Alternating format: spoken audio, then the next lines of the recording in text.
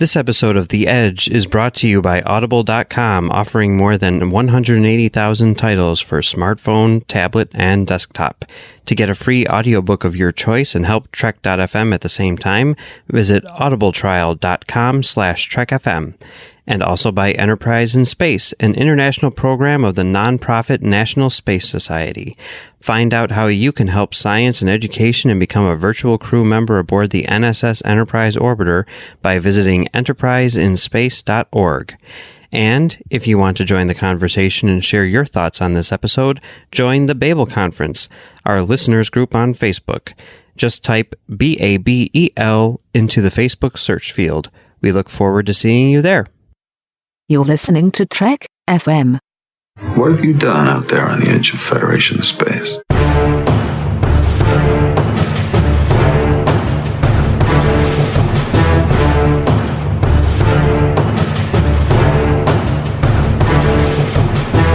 Hello and welcome to Tracks from the Edge, Trek FM's podcast in which we provide audio commentary for episodes of Star Trek Discovery or other things. In this case, Star Trek, Short Treks, Calypso. Yeah. I'm Mike. And I'm Max. And yeah, we've got our second short trek this week, Calypso. It's the furthest into the future Star Trek has ever been for all those people who are upset that Discovery is a prequel. Now you're getting the sequelist of sequels, I guess. Yeah. It answers a lot of missing pieces of information. It's real informative. Yes. It actually does the opposite of that, which is one of the reasons why I think it's so cool, but we'll get into that in a minute. Before we actually do a commentary for this thing, should we put on our commentary Trek Star caps and talk about some of the people who produced this thing? And I say that in like the physical sense, not in the titular sense. Like not the producers, but the people who actually made the movie. Yeah. You know what I mean?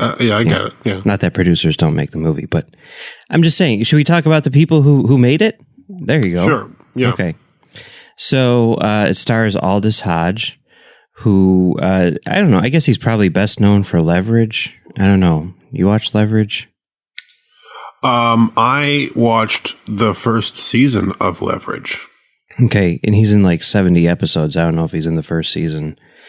I only saw the first episode of Leverage, but the thing that I always think of him from is Friday Night Lights, where he plays Voodoo, the quarterback who's like illegally recruited to play on the Panthers, and then there's like the whole like moral quandary of whether or not you should let this guy play, but he doesn't help matters because he's a huge jerk, and then he goes to like some other team that doesn't have the same moral standards as the Panthers, and then they end up meeting in the championship game and stuff like that. I know you're a big Friday Night Lights fan. I wasn't a big fan of the original movie, Varsity Blues. Okay, so yeah, so that's Aldous Hodge. As far as behind the camera, this episode was directed by Olatunde Osunsanmi, who was the lead director on Discovery last year. He directed a couple of episodes, including episode 13, which was the big Mirror Universe finale in a lot of ways, right? It was pretty crazy, pretty awesome. And as far as new people, the episode was written by Michael Chabon, who is a very big name, a Pulitzer Prize winner, right? I think. I don't know. For The Adventures of Cavalier and Clay, right? Yeah. Which is crazy because that book is like, what, 4,000 pages long? How long is that book? I don't know. It's not crazy long. I mean, there are plenty of longer books. Okay. I don't know if that's an accurate statement because it's massive, but it's kind of amusing that he's doing a short trek for his first foray into the Star Trek universe. But yeah, Michael Chabon, he's been around for a while doing a lot of things more in literature than in film or television production. But you've read some of his stuff. What do you recommend? Well, I mean, there are more books from him that I haven't read, but like Cavalier and Claire is great.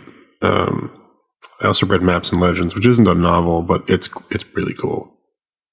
Yeah, I haven't read any of his books, but I have seen Wonder Boys, which is a movie which was based on one of his books, and that is fantastic. Highly recommend Wonder Boys. Have you seen Wonder Boys? I saw it, yes. You like it? I mean, I did when I saw it. It has been a really long time, and just recently, like, it came up, and I was like, oh, I forgot he was in the movie. Oh, I forgot he was in the movie. Oh, I forgot that guy was in the movie, too. And it's like, oh, maybe I don't remember Wonder Boys at all.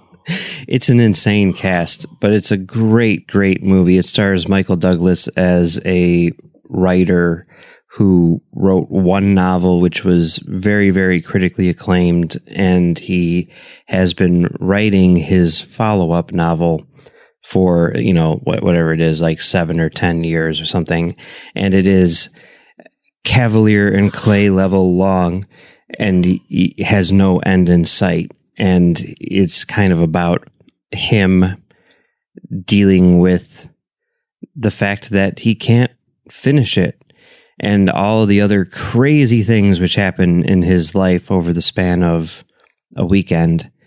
And it's fantastic. It's fun, funny, poignant, everything you want in a movie.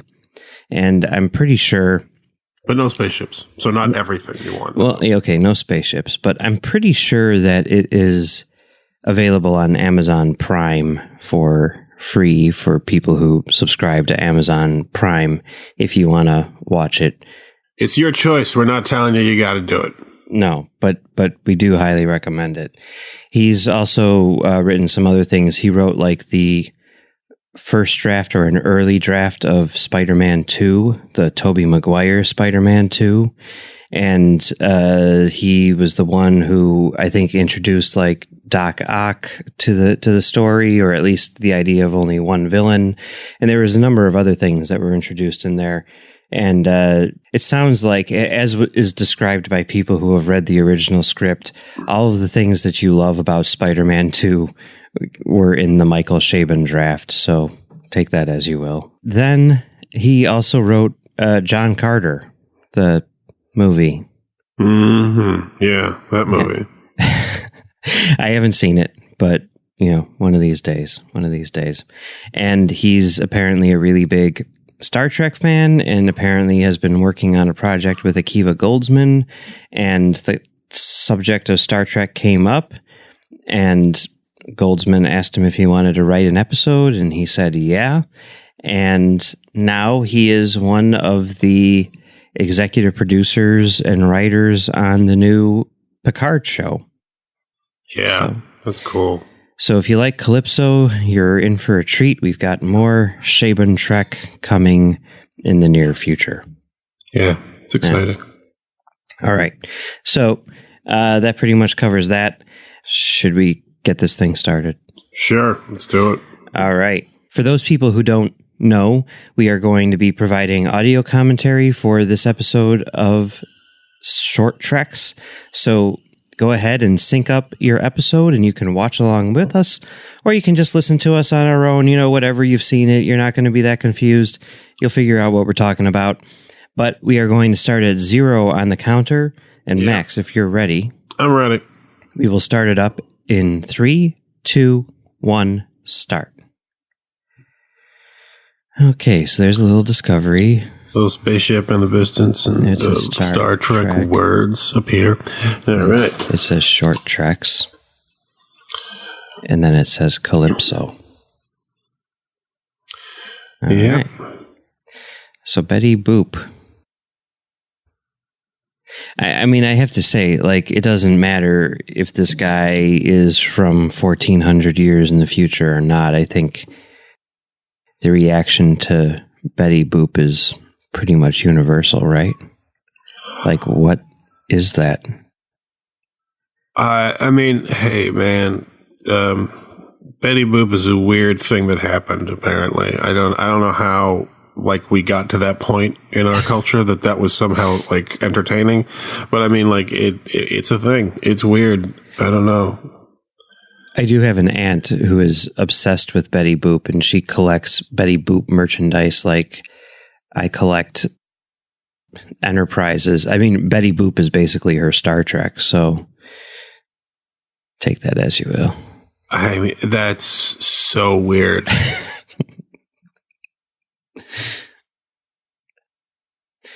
So, all right, here we are into this thing. Look at this shot. See, look at that. You would never see this shot on any other Star Trek up until Discovery. Great shot. Anyway, so here we are, and now we're talking about, jokingly this sequel answering all the questions from previous Star Treks or whatever, and obviously it does the exact opposite of that. But I find it very interesting that they chose to tell this story because they have to have a plan, right? Even if there's just some sort of bare bones thing where they're like, well, the show will end like this, but like they are essentially, I mean, I'm not going to say they're writing themselves into a corner, because to me it sounds like there is a plan, unless, the season is going to end on some sort of like alternate reality, whatever. But I mean, here we are, and we're establishing that at some point in the future, the crew of Discovery will beam down to a planet or something like that and never come back. And no one will find the ship. They're just lost forever. They're gone. And that's a really interesting thing to put into a 15-minute short, which airs in between seasons 1 and 2 of your ongoing series. Because, I mean, we know now that has to happen. I mean, it could end, with them saying like, and the Discovery continued for years to come or whatever. But you would think like we know that the Discovery will not be destroyed. We know, we know that it won't be decommissioned. We know like a lot of stuff just because of this little 18-minute short. Not really. I mean, like, Star Trek has done a lot of stuff that's pretty crazy over the years. I mean, like, there are episodes of Voyager where they jump ahead big chunks of time, and like it's not even hard to imagine how they could have a situation where like they go to a planet and are like trapped by some temporal anomaly, and they're stuck on this planet for like 3,000 years. But they knew that this was a possibility, so they had Discovery just wait in case they were trapped there for a really long time. And they get back on the ship, and they're like, whoa, we missed a lot. Apparently, like, the Federation fell, and everything's in chaos. But we can use this other temporal anomaly to go back in time and reset things right so that we can take our place in history. And then, like, that could happen in 20 minutes. And then you could say, oh, maybe Calypso happened in that future. And that would explain everything. And it would just be a thing that happened in one timeline. So, of course. And that's, certainly a strong possibility, right? But I'm just saying, assuming that they are playing fair, right? Then this is a bold move on Discovery's part. And I'm not opposed to it. If anything, it makes me more excited for the rest of the show, because it says to me that they have a plan, and not a Battlestar Galactica plan, like a real plan, like I don't know. What's a show that had a plan?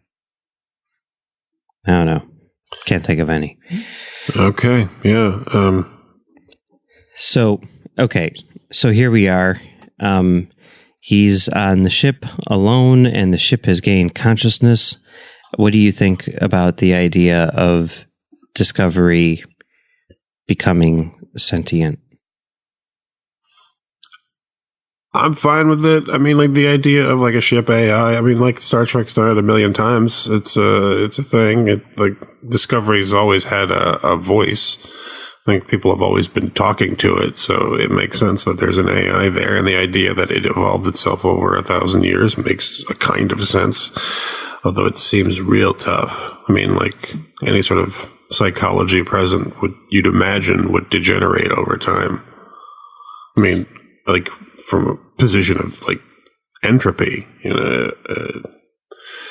it's a closed system at that point. You'd think it would just go crazy. Maybe. It's interesting that you say that Discovery had a voice, but this voice is actually different from the voice that Discovery has. Well, it went through AI puberty over the years, and its voice changed. I guess that could be.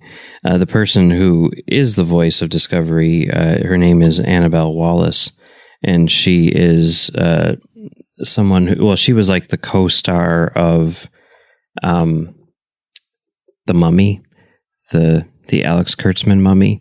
It's kind of interesting, just, the way these things work. Like, while The Mummy was not exactly a beloved movie, there were a lot of people who worked on it who worked with Alex Kurtzman, and obviously he liked their work, and now he's bringing them on to work on Discovery, and so far the results have been good. So, cool. I do have a question. Would there be dust on this ship? It feels like it's a fairly controlled environment, right? Dust comes from people and other living things. So, like, you can presume that there would be dust on the ship, but you'd also presume that the air filters would pick it up. But it's possible that the ship has other life forms. Like, maybe the ship has rats. That would explain dust. Okay. All right. Without that, it doesn't really work. So here we see the daily routine. Do you think? How long do you think this episode takes place over? How long do you think he was aboard Discovery? Yeah, that's an interesting question, because like as soon as this thing started and like the premise was established, like I was like, okay, all right, so I get it. So, and then like this started happening, and I was like, wait, are they just going full with this? Like, are they saying he was here for 7 years? Why do you say 7 years? Because that's how long, like in the myth, that's how long. Gotcha. Yeah, that's how long Odysseus was trapped on the island, the name of which I can no longer remember. But Calypso kept him on an island for 7 years. Yeah. Okay. Yeah, I could see that. Yeah, I mean, why not? I mean, there isn't any other. I mean, no, I don't think it was that long. I don't. Yeah, I don't think so, because like if a ship's AI kept him trapped there for 7 years, like he wouldn't have been so cool about it after a while. And he talks about like his family and everything like that, and how old they were and everything like that. So it seems like maybe a month or a few months. I don't know. Yeah, I would say he didn't crack a year. Like it was weeks, if not months. Yeah. So we just saw Funny Face. I decided to go watch Funny Face yesterday. Okay. It's pretty good. Stanley Donen, Mm-hmm. You got the Gershwin music, so that's always a plus. And, of course, Audrey Hepburn's amazing. So I recommend Funny Face. Shot in VistaVision, even though the transfer was... it's a Paramount movie, by the way. Shocker. And the transfer was Star Trek 4 level bad. But, what can you do? But that brings up a point here. We saw like a holographic, crazy, weird, interactive version of the movie. Yeah. I mean, for a ship which is this advanced, don't you think, they would take into account like artistic integrity and stuff? I knew you were going to go there. It's a thing that bothers me because obviously it's not just like someone's like, oh, look at this. This is a cool thing, right? Like this is a show made by people who make shows, right? Mm-hmm.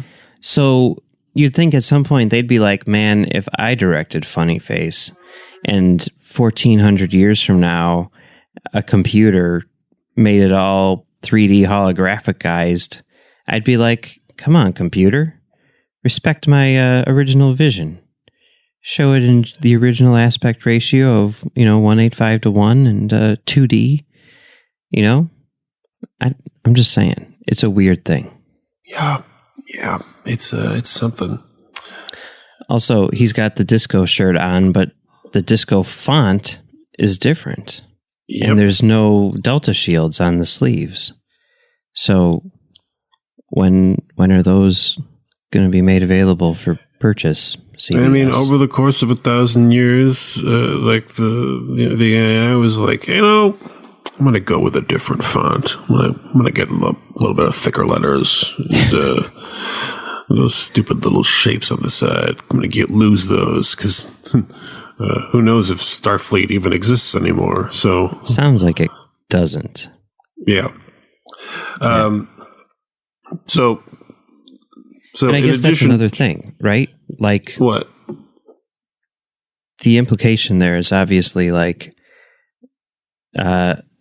humanity has advanced to the point where it's something else now. I mean, and I guess that's kind of the gap is hard to sort of wrap your head around. But basically, there's been 4 times the length between today and Discovery as there is between Discovery and this episode, right?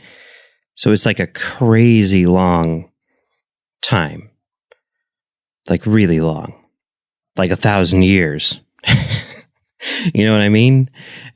It's just like everything has changed so much, like everything. So yeah, you're saying like the Federation doesn't exist. It sounds like, there's a war and everything like that. But at the same time, the premise of Star Trek is like, the future is going to be better. And yet here there's a thing where they're like, well, the future is going to be better, but then it's going to get a whole lot worse. Yeah, I think, like, honestly, I think that you're looking for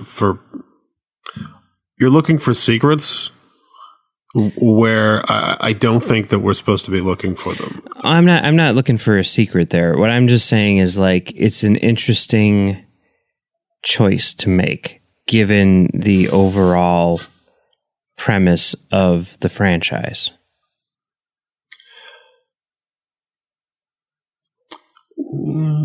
Yeah, I mean, like, partly I think that the reason for like that bomb of like nearly 1,000 years, I think that is a way of saying to the audience, all right, this is so far in the future that we don't know what has happened in the meantime. There are so many possibilities. It's the same reason why, like, on Futurama, they were like, oh, it's 1,000 years in the future. So, like, you can't say that, like, something led to something. Right. Like, so much happened. So much weird random chaos happened. Natural disasters, alien invasions. Like, lots of random stuff happened to explain how we got here. So there are things that are remaining from our past that we're not going to explain why those remained and why other things didn't. But like it's that number is just a way of like wiping as much of the slate clean as possible while leaving the things you want to be there. I agree. Like Betty Boop and Funny Face. I have to say, Funny Face is an interesting choice for the computer's favorite movie. I mean, maybe the computer is just a really big fan of Fred Astaire, and, that's all well and good, but it seems like, and maybe I'm stereotyping here, but, a movie like Her might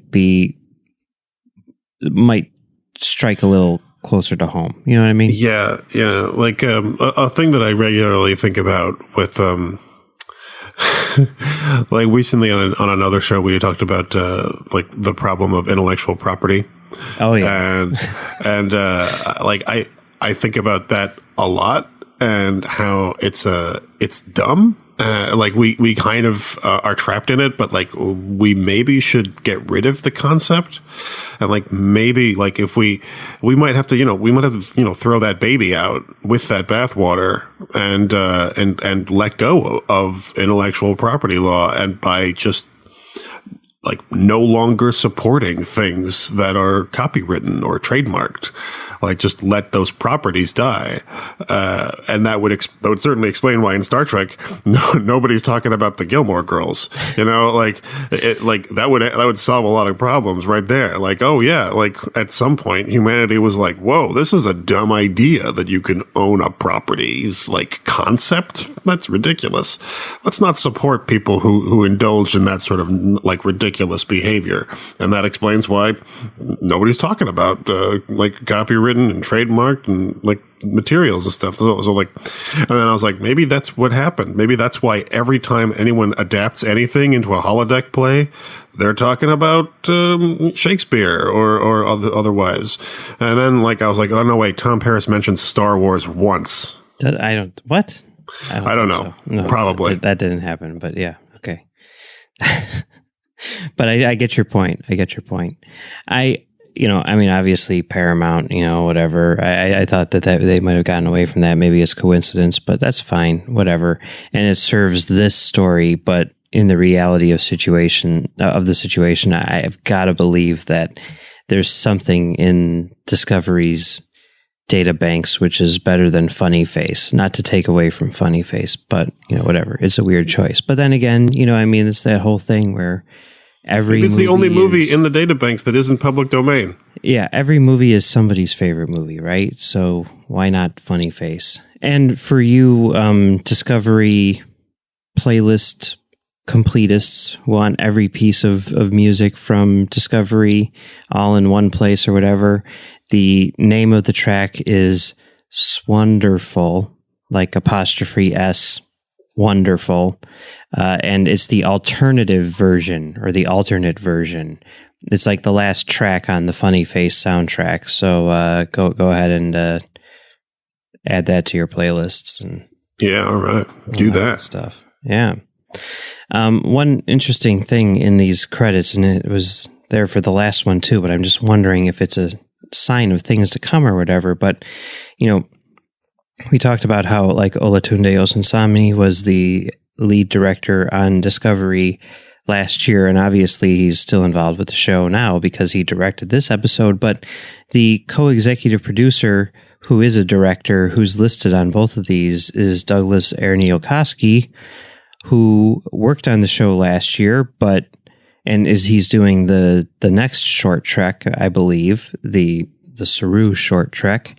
Yeah. But maybe he's taken over, maybe he's the lead director now. Which is super cool to me because, Highlander Endgame. Yeah, Highlander Endgame is a thing that happened. Yeah. Talk about your alternate timelines. So, this is definitely true. So anyway, that was Calypso. Any final thoughts on Calypso? At the very end, those doors closed and it said Funny Face, and I was like, oh, okay. Yeah, that's cute. Good job, guys. You got a reaction. Okay, all right. So you actually were down with that. It sounded to me like you were being sarcastic, but no. No, like I spent the whole thing going like, all right, I get this. All right, so we're kind of doing like a sci-fi take on the myth. That's cool. I mean, it's not really a whole myth. It's like a part of the Odyssey. So like. It's a cool part, and like this story is interesting. Like it's a fun place. It's a fun space to imagine. Lots of different things are happening, and we get such a tiny little sliver of the future that we have to assume that a lot of weird stuff's going on out there. But like his little escape pod thing is pretty cool looking. So maybe ship design gets better. But yeah, I dug it. I like, I'm always down for people to enjoy themselves in the future, and I love that he gets to try interesting tasty food like tacos and waffles. Mm-hmm. That's cute. Yeah. It's a cute little story. I liked it. I liked it too. You know, it's sad. I felt bad for him, but especially for Discovery. Zora, is that the name of it? Yeah. But yeah, I enjoyed it for sure. I thought it was pretty well made, and yeah, I'm curious to see what else Chabon has in store for the Star Trek universe. So yeah, it's gonna be interesting. Okay, well, be sure to check out our Calypso coverage throughout the week. Live from the Edge with Bruce and Brandy, I think, is already available. And you can watch that live after the episodes air, the new episodes air, but then you can also download it as a podcast the next day. So that's available. Then, of course, we're doing Tracks from the Edge right here, the one that you're listening to right now. And we'll discuss your feedback on Postcards from the Edge with Amy. And of course, you can catch the full analysis on the Edge main show with Patrick. And then we've also got Notes from the Edge with Chris Jones for links between Discovery and the broader franchise. And you'll find all of these in the main feed for the Edge and in the Trek FM master feed. We'd love to hear your thoughts on Discovery, and the best place to do that is the Babel Conference, our listeners group on Facebook, where Amy Nelson will collect your feedback for Postcards from the Edge. You can also find us on Twitter at Trek FM, or send us email using the contact form on our website at trek.fm/contact. Choose to send to a show and choose the Edge. So, Max. Yeah. Where can people find you on the internet? I'm on the internet. I'm on the Twitter at Max Hegel. That sounds right. Yeah, I think that is right. Yeah. Yeah, that checks out. It's amazing how often I check that. Which is to say, hardly ever. Yeah, someone sent me a message the other day and said, "Hey, I tried to DM Max, but he's not following me." And I was like, "Oh, well, he doesn't follow me either, but he did unblock me, so baby steps." But, you know. But if you want to tweet me, you can find me at Mumbles3K on Twitter, and you can email both of us at filmdamage@gmail.com, and that's where you can find us doing our other show, Film Damage, which is a show all about film projection, but we also talk about Star Trek stuff and everything like that over on filmdamagepod.com and also on iTunes and stuff. We'd like to thank our associate producers today, Norman C. Lau, Tony Robinson, Thomas Puleo, Lisa Slack, Shoaib Mirza, Richard Rutledge, James Muldrow, and Cornelia Reutner. If you'd like to help us keep all of our shows going and even become an AP, visit patreon.com/trekfm for all the details. So I guess that's about it for Calypso. We will be back next month to talk about the next short trek, which I believe is called The Brightest Star. And until then, don't fall off the edge. Okay. Yeah, let's go with that.